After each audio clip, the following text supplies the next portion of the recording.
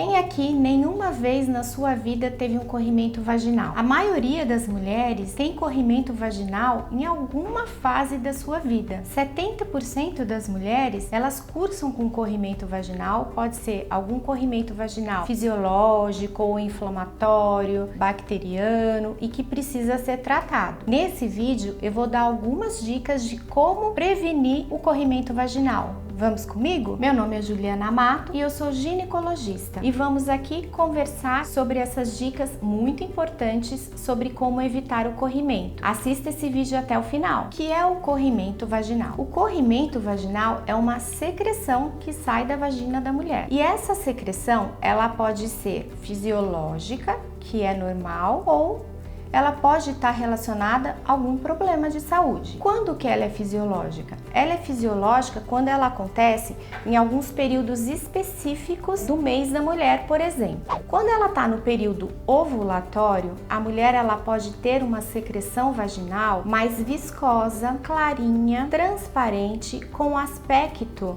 de clara de ovo. Essa secreção é muito característica do período ovulatório e ela é uma secreção normal, ou seja, não precisa ser tratada porque ela está associada com alterações hormonais da própria ovulação. Além disso, existe uma outra secreção vaginal muito associada com a fase final, logo próximo do ciclo menstrual, logo próximo quando você está prestes a menstruar novamente, aonde você fica mais molhada. Também é uma secreção vaginal que é clarinha, não tem cheiro, não tem nenhum sintoma associado e logo depois de alguns dias você vê que menstrua. E outra secreção vaginal muito comum também é a secreção de lubrificação vaginal, ou seja, quando você está num relacionamento, vai iniciar uma relação sexual, a mulher ela tem glândulas na vagina que produzem essa secreção, que são responsáveis pela lubrificação da vagina para o ato sexual, que também é uma secreção fisiológica e normal. Side effects include dryness, burning, itching, fallopian tube infection. What's vaginal discharge? Can I have some? Algumas mulheres, elas referem que elas produzem muita lubrificação na hora da relação e outras menos. Isso é individual de mulher para mulher. Não quer dizer que a que produz muito tá com uma produção exagerada. Isso pode ser o normal dela, o fisiológico. Então essa secreção não precisa ficar preocupada porque é do funcionamento normal do corpo da mulher. Agora, quando a gente começa a ver que tem alguma alteração nessas secreções, quando a gente vê que tem alterações na cor, no cheiro, na quantidade, e aí ela pode estar associada com algumas patologias, com algumas doenças. E quais são as mais comuns? A mais comum é a candidíase, que eu tenho certeza que aí quem está assistindo esse vídeo já teve em alguma época da sua vida. E se você quer saber um pouquinho mais de candidíase, a gente tem um vídeo aqui no nosso canal sobre candidíase recorrente e dicas de como evitar a candidíase. Além dessa candidíase, que é aquela secreção que dá um corrimento esbranquiçado, mas é um corrimento branco e não transparente, branco, com grumos, parecendo talco molhado ou parecendo jornal molhado ou papel molhado, que coça, ela está associada com a cândida, que é um fungo que proliferou ali na nossa vagina e causou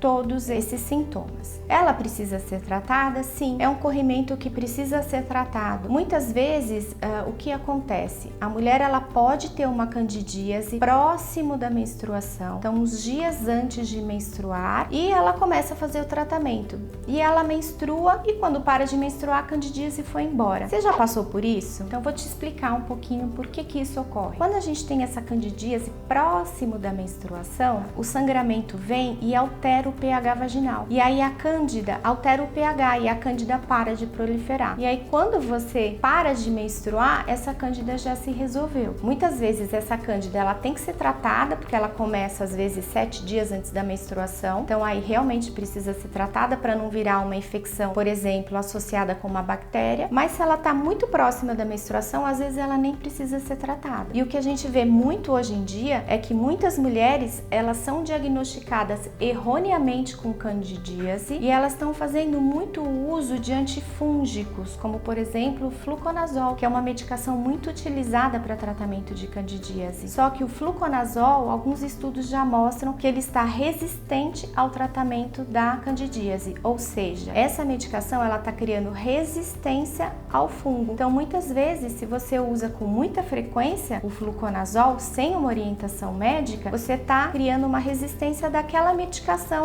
ao fungo que você vai ter, e vai ter uma hora que não vai fazer efeito. Então o ideal é sempre procurar o seu médico, converse, veja se realmente é uma candidíase para ter um tratamento adequado. Vaginal discharge won't let us partake in the partay. Outro corrimento que pode ser também é uma vaginose bacteriana. E o que é uma vaginose bacteriana? É quando a gente tem um desequilíbrio dos micro-organismos que vivem na nossa vagina e tem a proliferação de algumas bactérias. E esse corrimento ele é diferente do corrimento da candidíase. Ele é um corrimento acinzentado, que tem um odor mais forte, às vezes ele lembra um odor de peixe e está muito relacionada à disbiose intestinal e disbiose vaginal e também deve ser tratado. Outro corrimento que pode acontecer é aquele corrimento mais esverdeado, com o odor forte, depois que tem relação, parece que esse odor piora e está relacionado a um parasita e esse corrimento chama tricomoníase. Então esses corrimentos que a gente conversou agora, esses sim precisam de tratamento e esses sim precisam de uma consulta e de uma orientação médica para que esse tratamento seja feito adequadamente. E por que a gente tem então esses corrimentos? Vamos conversar um pouquinho sobre os fatores que ocasionam esse corrimento e algumas dicas para que a gente possa prevenir que isso aconteça. O uso de alguns produtos químicos, eles podem mudar o pH vaginal, podem facilitar o desenvolvimento de corrimentos que precisam ser tratados. Por exemplo, o uso de sabonetes na região íntima. O sabonete na região íntima, ou em barra, ele tem um pH diferente do pH vaginal. Então, se você usa um sabonete em barra ou um sabonete, por exemplo, de glicerina,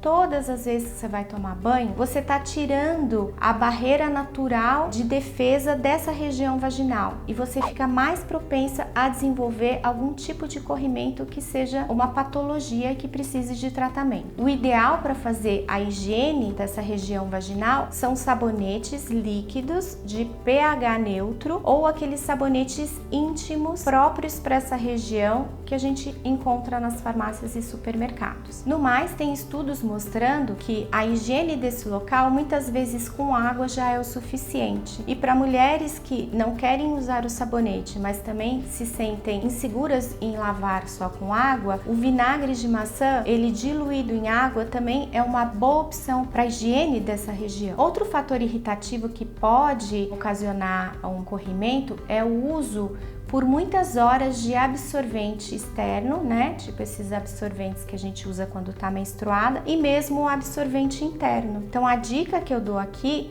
é: troque o absorvente de acordo com o seu fluxo menstrual. Tem mulheres que têm fluxo menstrual menos intenso e que ficam mais horas com o absorvente. Não é legal também. O ideal é que de 2 a 3 horas você troque esse absorvente, porque o absorvente ele também tem uma química ali, né? Para ele ficar branquinho ali, ele tem uma química que pode mudar o pH da vagina. Além disso, a umidade também vai ser um prato cheio para a proliferação de fungo. Hoje em dia existem as calcinhas absorventes que também são uma excelente opção para as mulheres que menstruam pouco a moderado e que você troca ao longo do dia. The most common symptom of vaginitis is an abnormal vaginal discharge. Outra dica importante aqui: quando você tiver relação sexual, vá ao banheiro e faça uma higiene dessa região. O ideal é que faça xixi logo após a relação sexual, porque quando a gente faz xixi, a gente limpa a uretra. O xixi ele desce e limpa a uretra. Durante a relação, a gente tem um contato íntimo com outra pessoa que também tem outras bactérias normais que vivem no seu organismo. Então, o ideal é que a gente faça essa limpeza, esse xixi xixi para que as bactérias do outro, talvez não combinem com as suas bactérias, não sejam as mesmas, não ascendam pela uretra e causem uma cistite. E aqui, quando eu falo de higiene, não são as duchas vaginais. O que acontece com a ducha vaginal? A ducha vaginal, quando você vai fazer a limpeza ali na região da vagina, ela tira muito da proteção fisiológica da nossa vagina. A nossa vagina ela é composta de micro-organismos que mantêm aquele funcionamento adequado, mantém o pH, então produz uma saúde dessa área vaginal. Quando você faz a ducha vaginal, você retira parte desses micro-organismos que vivem nessa região. Você fica mais propensa a ter corrimentos e doenças inflamatórias, como por exemplo a doença inflamatória pélvica, né, que pode ser de duas causas, ou pode ser por uma infecção que ascende,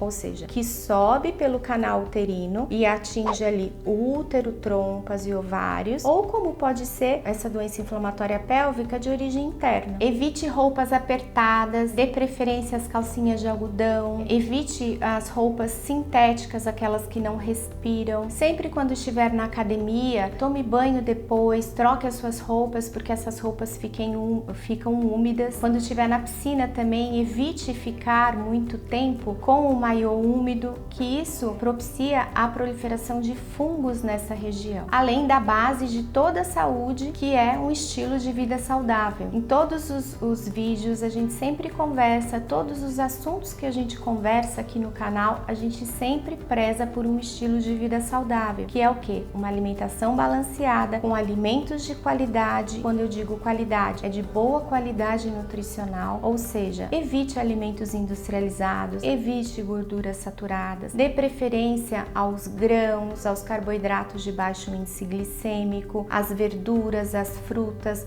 as proteínas. Isso faz uma grande diferença na nossa saúde e no funcionamento adequado do nosso corpo. Alimentos ricos em probióticos, por exemplo, o iogurte, um kombucha, sempre são bem-vindos para a nossa saúde vaginal e intestinal. E se você gostou desse vídeo aqui, inscreva-se aqui no nosso canal, dê o seu like e ative o sininho de notificação. Até o próximo!